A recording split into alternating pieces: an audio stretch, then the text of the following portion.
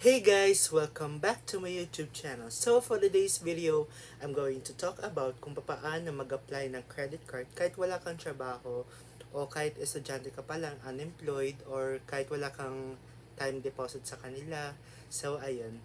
So before we proceed guys, please do subscribe to my YouTube channel for more updates and please click the notification ring bell button as well and follow my social media accounts on Instagram, Twitter, TikTok, and Laika at RayRaynatics.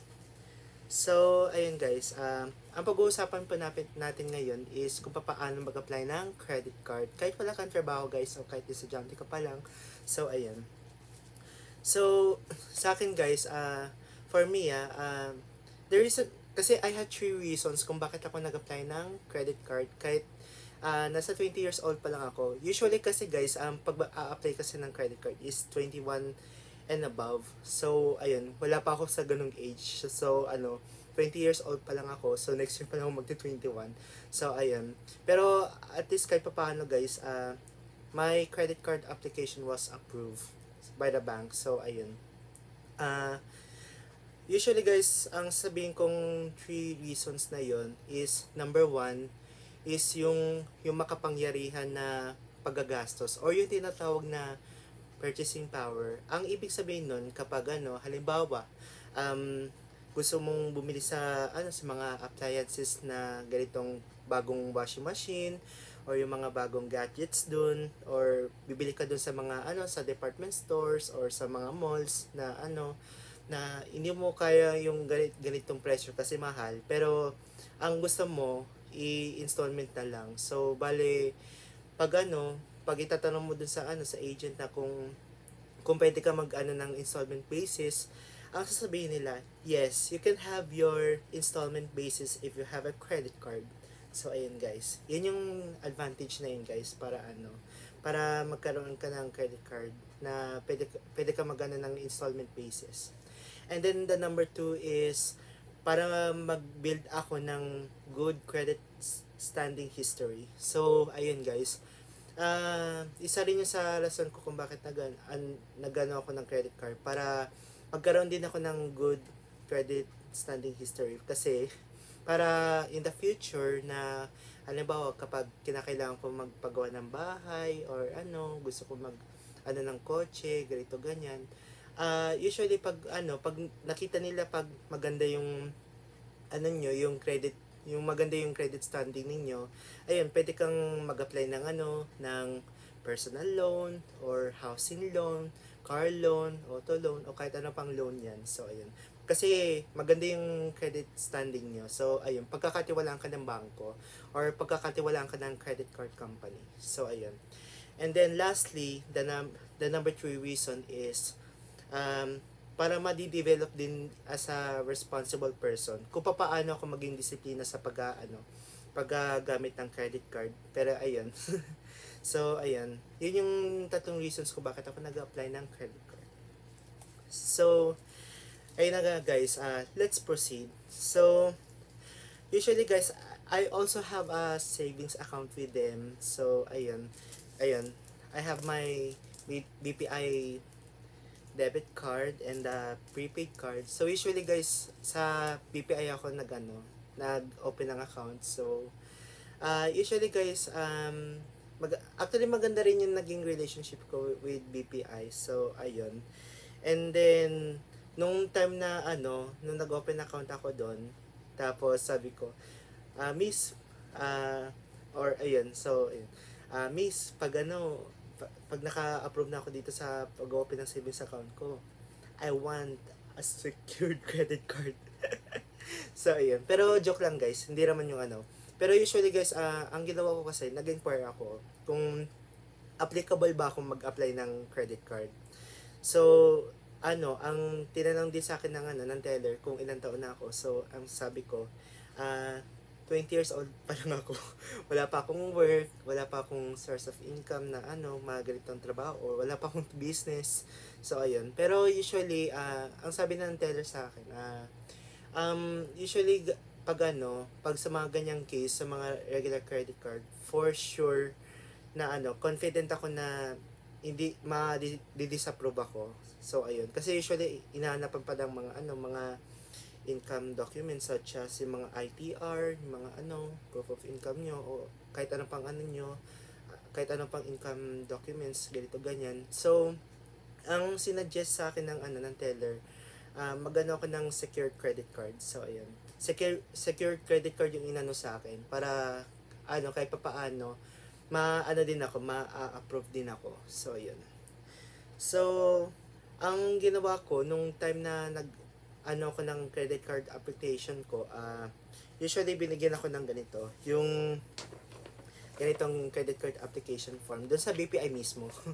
Usually guys, may yung isang mga ganito ko pinasa ko na. So yung itong ko, ang sabi sa akin, mag-invite din daw ako ng friends na kung sino daw interesado magkaroon ng credit card.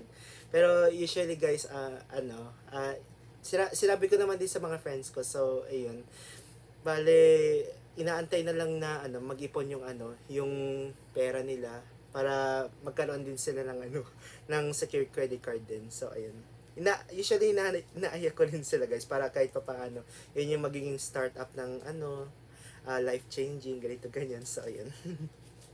So ayun guys, kailangan nyo magkaroon ng ng credit card application form, pero magano din yan, yung bank mismo yung mag-provide sa inyo. Tsaka yung deed of assignment, which is yung sa bank din yung mag-provide din sa inyo, yung ganito. Tapos para sa atin, kailangan nyo mag-provide ng actually lang siya, pwede naman din siyang one valid ID lang. Pero sa case ko guys, ang gusto ko 2 valid IDs yung pinasa ko kasi para doble talaga yung yung verification ng identification ko. So ayan. So sa case ko guys, ang pinasa ko kasi ay isang passport tsaka yung postal ID ko. So ayan. Tsaka din guys, nag-provide naman din ako ng ng SSS number ko, tsaka yung TIN number ko. So ayun. Kahit hindi niyo na dalhin yung ID nyo as long as you have your passport tsaka yung postal ID. So ayun, para usually guys, kahit pa naman kahit estudyante ka, okay lang naman din. So ayun. Tapos ano pa ba, ayun yung yung minimum amount na usually guys, ang sa case ko kasi guys, dati kasi guys, dati 10,000 yung niya, yung pinaka minimum na holdout amount. Pero as of ngayong 2021, ang pinaka minimum amount niya is 35,000 na. So ayun. Pero usually guys, it's up to you guys kung kakayanin niyo yung 35,000 yung minimum holdout amount. So ayun. So bale ayun, intact lang siya doon sa na yun. Hindi talaga siya pwede maggalaw. So bale, ang mangyayari nito, after 1 year mo pa siya pwede actually after 1 year siyang na pwedeng ma-wave some, tama ba? Wave ba? Ayan. So para ma-wave yung yung holdout amount, tapos pwede siya ma-convert into a regular credit card. And then usually guys, actually pag maganda talaga yung credit standing mo, so ayun, yun yung magiging opportunity para ma-convert siya ng regular credit card. So ang guys, yung requirements na sinabi ko kanina, ayun, credit card application form, deed of assignment, which is yung bank na mismo mag-provide.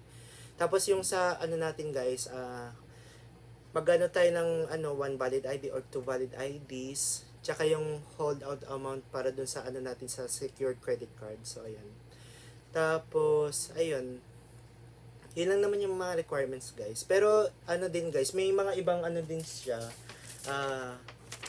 may ibang credit card products din siya. Pero it's up to you kasi usually depende yan sa mga mga credit limit. So sa case ko guys, nag-apply ako ng Blue Mastercard. Yun yung pinaka lang. Tsaka pa lang naman din ako credit card beginner pa lang ako. Kasi estudyante pa lang ako. So yun, kumbaga start up. Tapos ayun, nung time na kasi usually fast approval naman din siya. Within the day ma-approve ka naman Tapos after 2 weeks, I receive a message from BPI. So bali madi-deliver siya na within 3 days for NCR, tapos 5 days naman para sa sa mga provincial areas. So sa case ko guys, sa NCR ako nagano. Pero usually guys, parang 2 days ko lang na natanggap nung pagkatanggap ko yung yung message na yun. Tapos ayan. Tapos ito yung aking ko, yung ten ten ten ten ten ten ten ten ten. So ayan. Ito na yung credit card ko sa BPI. So ayun. Usually guys, na ko na siya. Na ko na siya. Binuksan ko na siya kasi excited na akong buksan nun eh. So ayun.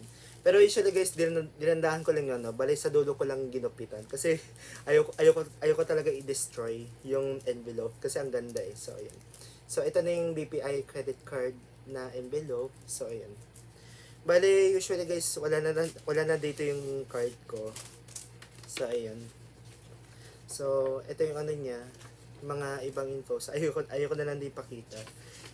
So bali ang pag-uusapan natin yung regarding about sa secured credit card is yung sa case ko guys, since 35,000 yung ko, yung pinaka minimum amount na yung holdout nila or naka-intact dun sa ko, sa account ko. Usually guys, ang mabibigyan lang nila is mga 80 to 90%. Pero yung sa case ko guys, para siyang 80% na binigay lang sa akin kasi 28,000 yung aking credit limit ko. So ayun. Pero I'm not sure kung kung yung 90% na yun is 31,500. So ayun. Kung tama ba yung math ko or something, or baka mali ako. Baka mamaya ako sa math eh. Yun yung pinaka ko. So ayun guys. Usually ito guys, ay papakita ko na lang din yung nasa wallet ko. So I have my ID here, and then my BPI debit card, the prepaid card, tsaka yung BPI credit card ko, which is ngayon lang siya. So bali ilalabas ko siya. Ayan. So ayan, tinakpan ko lang yung guys. Ito yung itsura niya guys, pero yung sa baba tinakpan ko lang. Pero usually guys, naka naman siya, Mastercard. Mastercard naman din siya, affiliated. So ayun. Pero guys, kung gusto niyo mag-open ng account, tapos magkaroon kayo ng secure credit card, or muna, savings account muna, usually, hanapin niyo na lang dito sa isa dito sa, isa dito sa YouTube channel, or panoorin niyo sa iba, na para mas informative pa. Tapos, ayun. Usually guys, yung sa case ko guys, nung nag-apply ako ng secure credit card, within din siya eh, within the day din ko siya nag-apply yung nung time na nag-apply din ako ng savings account, tsaka yung secure credit card. So ayan. So ayun. Yun lang naman guys. Madali lang naman. So ayun. Yun lang naman. So thank you for watching guys. Sana may matutunan kayo dito sa video na to. And kung meron kayo hindi kayo naiintindihan dito sa sa mga nasabi ko, mag-comment down below na lang kayo para linawan ko na lang na mabuti. So ayun. So by the way guys, bye-bye guys. So don't forget to subscribe guys, and please click the notification ring bell button, and please do follow my social media accounts on Instagram and Twitter at RayRayNatics. Yan. Tsaka sa TikTok, tsaka sa Laika din. Bye!